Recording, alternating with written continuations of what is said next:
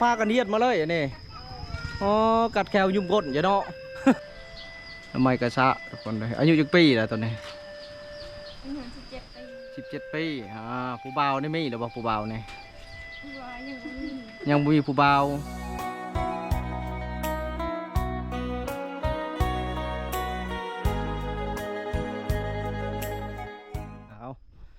ก็คือพาทุกคนเลาะต่อทุกคนเลยหลังจากเบิ่งน้องๆพวกเปิ่นแกงหน่อไม้ก็ไล่โทษนะแถวชนบทเราเป็นมีนะภาษาเปิดเน้นก่อเห็นยังกับเพื่อนกระยันออกในโทรศัพท์ว่าจะเปิดกระชายเราเป็นยังว่าอันนี้เขากระชิพาทุกคนเลาะมาเลยนะเลาะบังพิธีชีวิตการเป็นอยู่ของในบ้านนี่แหละว่าจะ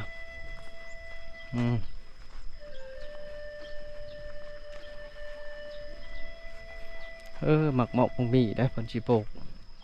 พวกมังมีไปจ้ะมีกินหมากนี่เลยเดิมใหญ่เลย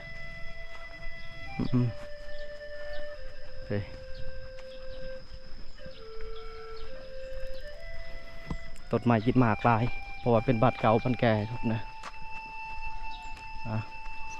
นี่มีเพิ่นไว้ตะลุมตะลางได้ยามนี้เพิ่นก็ให้ออกหน้าแล้วไปจ้ะเนี่ยเพิ่นปฏิยูกันได้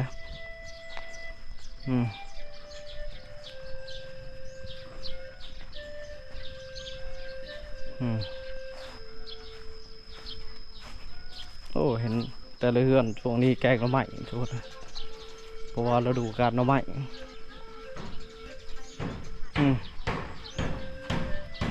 บันส่วน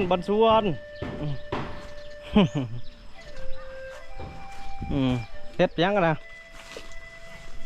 แกะหนูไม้ได้หน่อไม้ยังหน่อไม้กระสะบ่เอ้าไม่ยังอันนี้โอ้ไก่คือปล่อยมันอย่ามันไปเอาหมาเอาขนมเอาจ้าบ่ขนมจ้าบ่เอามีแต่หยอดใหญ่เนาะเจ้าได้ลูกเจ้าคนเหรอ2 คนเด่นทำไมกระสะมีแต่หยอดใหญ่ผลสีแกงกินตอนเที่ยงนี่แล้วตอนเที่ยงหรือตอนเช้าตอนเที่ยงกันแล้วเนาะยังทันกินเนาะอันนี้ก็8-9 โมงแล้วทุกคน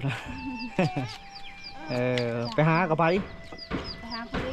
ไปผู้เดียวผัวไปทางใดแหละผัว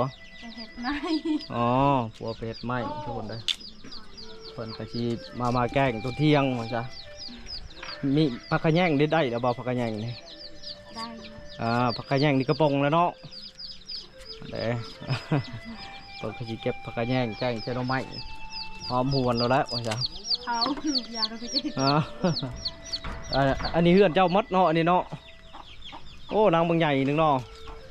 โอเคทางพุ่นน้องว่าทางบัวนี่เด้ทุกคนนะคนเห็ดสาวอะไรเห็ดกินยังอีกกันนะแกงน้ำไม้อีกเลยคือลายมอแท้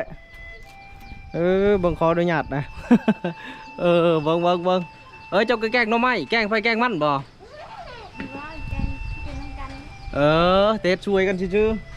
ทางนี้แกะอยู่ลุมทางพี่แกะอยู่ทึกทุกคนเลยเจ้าได้ผัวหรือเปล่าเจ้ากะยังบ่มีผัวซื้อได้ฮะบ่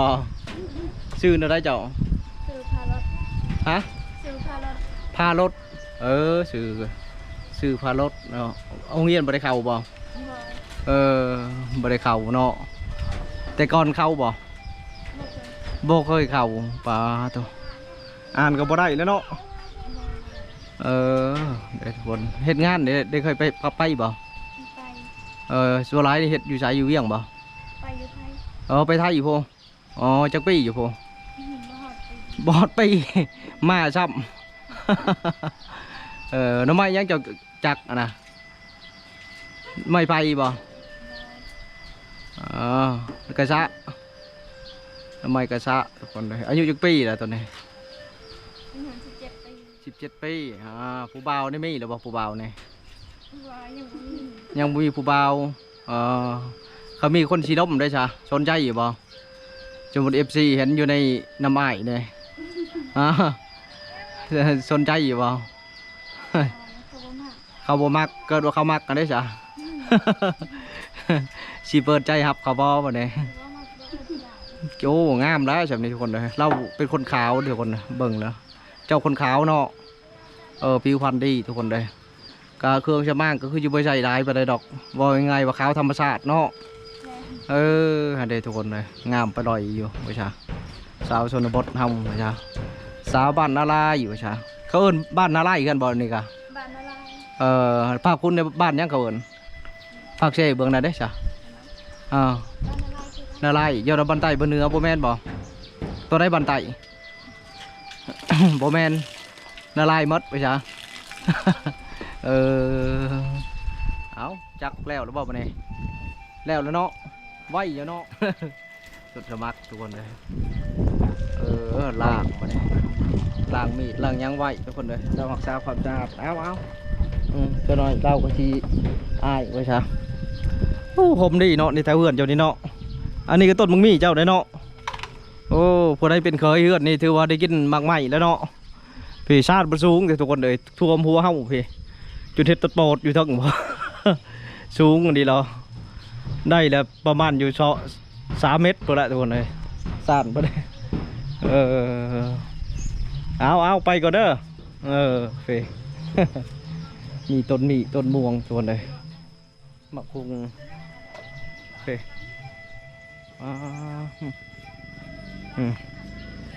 สบายทุกคนเลย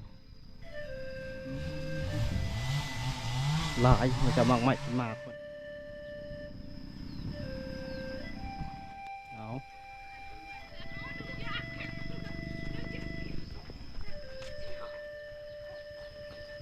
บันส่วน โอ้เต็มอยู่นี่เนาะแม่เนาะลูกแซ่ลูกสาวบ่เนี่ย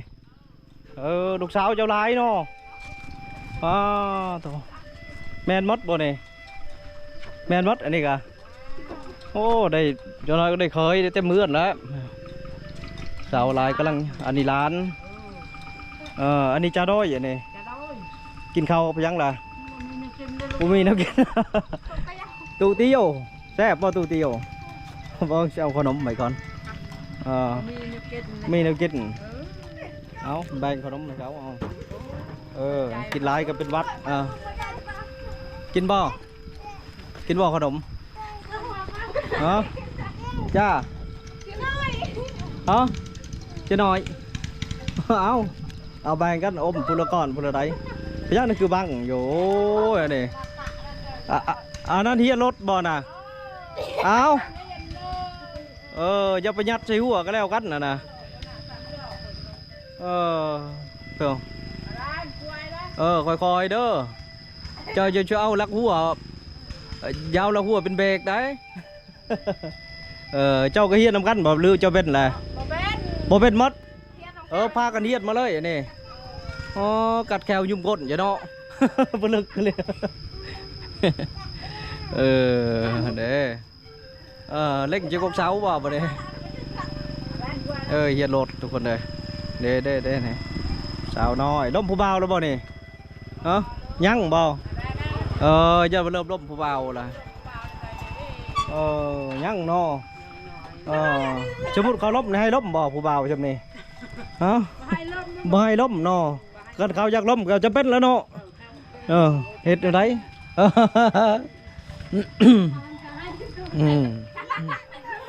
เนี่ยไปแล้วเมื่อยแล้วบ่บ่นี่เมื่อยแล้วเนาะเอียนรถก็เนาะไปอาบน้ำเลย อาบน้ำแล้วเอาอาบอยู่ไสอ่ะนะอยู่เซ่พูอาบใกล้เติมเนาะอยู่นี่เดี๋ยวบ่ได้ยังบ่อยู่นี่ได้เพ่ละมาเลยอาบน้ำอยู่เซ่ลูกสาวบ่อาบน้ำอยู่เซ่ลูกหลานอาบน้ำอยู่เซ่ไหน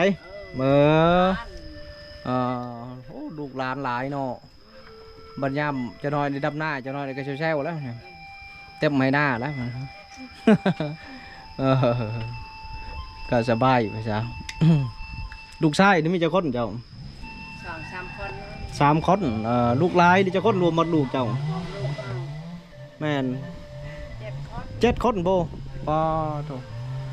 หลายเติบเนาะเอาเชียร์รถต่อบ่วันนี้ เมื่อยแล้ว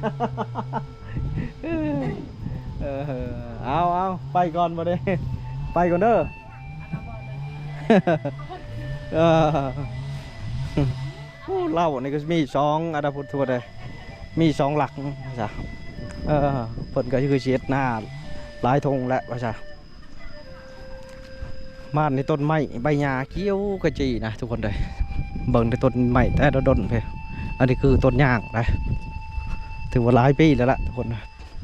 แล้วก็มีหงสีอยู่ในบ้านมีหงสีนะก็สบายอยู่ว่าจ้ะเวลาสีเขาสีหยังเขาก็มาสีกันบนนี้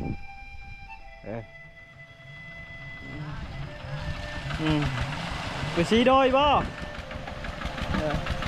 ไปสีเข้าไปสีปุ๊บไปอยู่ใช้ ออกหน้า ออกหน้าเอาบันชวน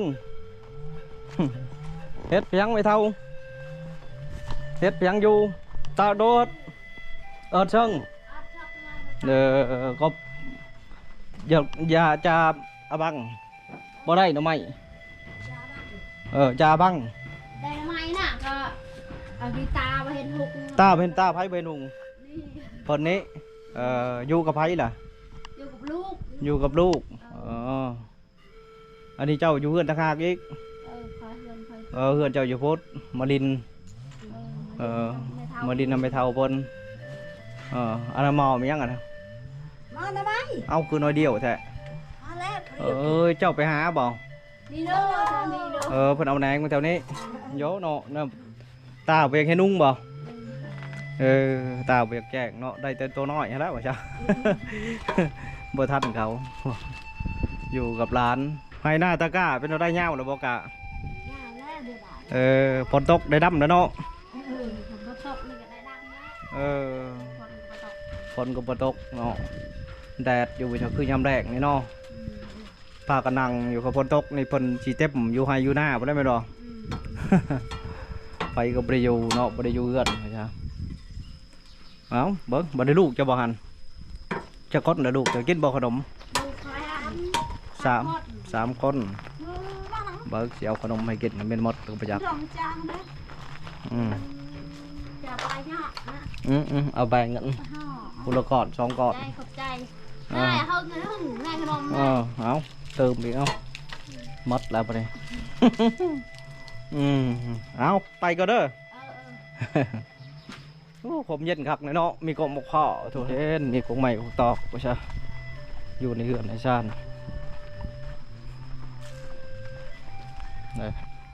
เอาทุกคน